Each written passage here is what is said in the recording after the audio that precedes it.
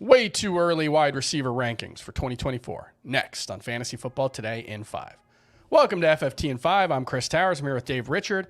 And we're continuing our series of looking way too early at the 2024 rankings. And wide receiver is the one position where we could potentially have a rookie crash the party. I don't think it's going to happen, but we're not ranking rookies. But there are a couple of really, really talented rookies in the 2024 NFL draft who are likely to go inside of the top 10, who are going to give us fits trying to rank. But we're going to start without the rookies, and I'm starting my top 12 with Justin Jefferson. Dave, is that a place where you agree or disagree? I'm going to disagree. I don't know think who's that's quarterback perfectly is gonna reasonable. be. What's that, Chris? I think that's perfectly reasonable. Thank you very much. I think that there's a top three, and Jefferson's in that top three, but I think Tyreek Hill and CeeDee Lamb, some order between those three is what we'll see. I love what I saw in the first 5 games with Jefferson this season with Cousins. There's almost 22 PPR points per game. I've got 2 receivers that average more than that over the course of the year. And so I'm a little curious who the Vikings quarterback is going to be, how accurate they'll be, and if there's some sort of drama with Justin Jefferson this offseason. He's third on my list. I think you could really make a case for, I think any one of the top 4 can go in pretty much any order, but I'm just giving Jefferson the benefit of the doubt. Here's what it looks like if you take the 2 games he left with injuries out of the equation. His 17-game pace would be 124 catches, 2,008 yards, and 10 touchdowns. It's pretty good. That's pretty bonkers, but obviously, like you said, Tyreek Hill and CeeDee Lamb had pretty bonkers seasons of their own. I'm going with Tyreek Hill at number 2. You have Tyreek Hill number 1? I have Tyreek Hill at number 2 as well. So CeeDee Lamb is number 1. Lamb is my number 1 because I know the most about his situation. I know he's 25 years old. I know that after the bye this year, he averaged almost 28 PPR points per game. So it's so stupid what he did after the bye. It's and you know what I did in our dynasty league. So of course this happens to me because Lamb went off in a major way. But I don't see the Cowboys changing direction here. I think they know what they've got in CeeDee Lamb. They targeted him over 12 times per game after the bye. And I think they're just going to keep doing it. I know who his quarterback's going to be. I expect that offensive line to be good. I've got questions about what that run game is going to look like.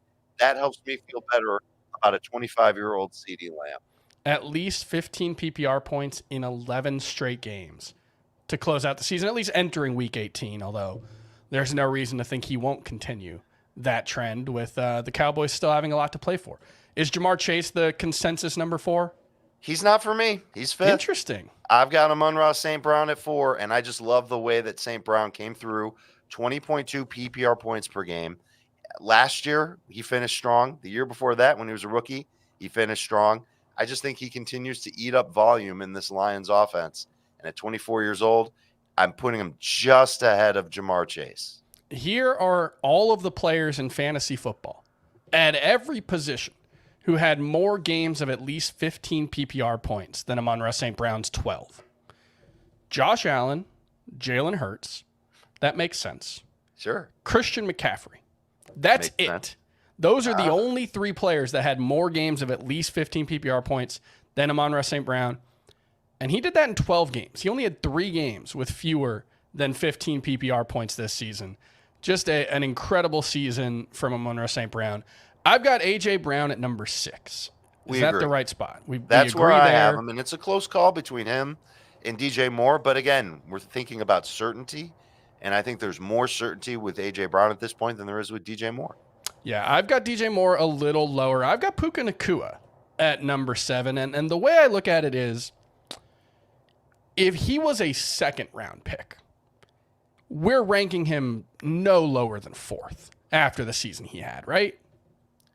I'm not sure about that, Chris. Okay. Because from week 5 on, Cooper Kupp was back with the Rams, and there were some games in there where Kupp barely played, and certainly plenty where Kupp just wasn't very good.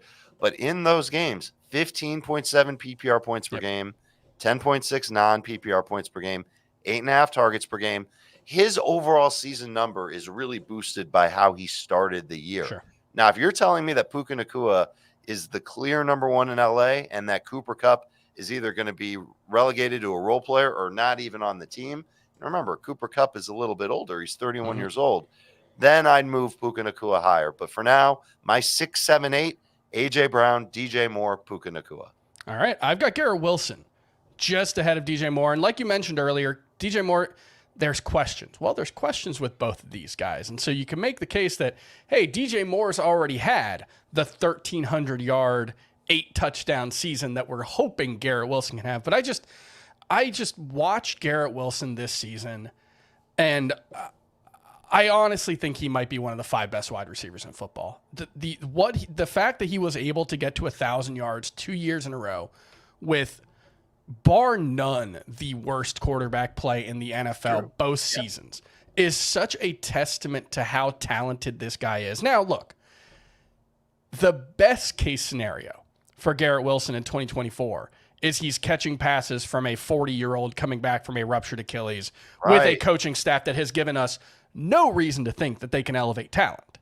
So I get being skeptical, but it feels like this is the last opportunity we're going to get for Garrett Wilson to not be a first-round pick. I'm with you on that, and I don't think he's a first-round pick. I do have him as a top 12 wide receiver. I've got him at 12 because there are a lot of pitfalls, and we talked about all of them already. It's Rodgers. It's the offense in general. If they don't do a good job improving their offensive line, that's going to make an impact too. So there's a lot to wait and see on with Garrett Wilson, but he's at 12 for me.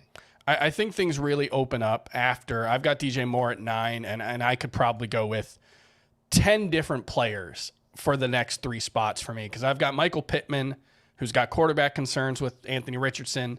Stephon Diggs, I have no idea what to make of the second half of this season. I think there's a decent chance he's not in Buffalo next season. And then I've got Mike Evans at 12, but I could have gone with Keenan Allen, Cooper Kupp, Deebo Samuel, Brandon Ayuk, Chris Olave. There's a lot of guys I could have gone with. Who were your final 3? My final 4, because remember, Garrett Wilson's 12 for me.